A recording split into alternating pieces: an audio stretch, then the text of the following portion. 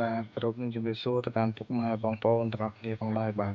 ថ្ងៃនេះខ្ញុំមានកូនឡានមកលុបណាពុកម៉ែបងប្អូនណាបាទប្រភេទគេពីស្តូឆ្នាំ2000បាទទៅរៀបចំរួចរាល់ពុកម៉ែបងប្អូនក៏ពលមានតម្រូវការចង់បានប្រភេទកូនឡានតូចៗយកទៅប្រើបាទងាយស្រួលប្រើបាទតម្លៃស្មើម៉ូតូស៊ីសាំងតិចបាទរត់ផ្លូវចិត្តផ្លូវឆ្ងាយបានដូចគ្នាបងប្អូនណាបាទដូចឡានធំដែរហើយពុកម៉ែបងប្អូនអាចមើលមកជុំសិនបានបាទតម្លៃជាង1000ទេបាទ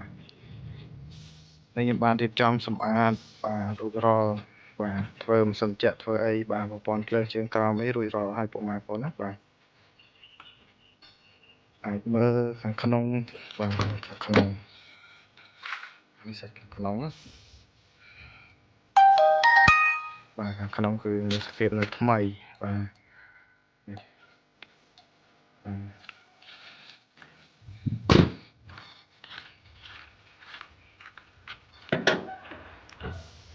ផ្នែកខាងមុខបងប្អូនណាបាទផ្នែកខាងមុខបាទឡានស្អាតអត់មានបុកមានប៉ះបាទគុយថ្មីបងប្អូនណាបាទគុយថ្មី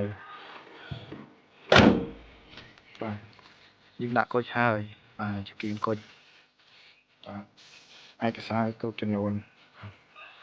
បងប្អូនមានចំណាប់អារម្មណ៍បាទកុំភ្លេចតាក់ទងមកតម្លៃជាង1000បងប្អូ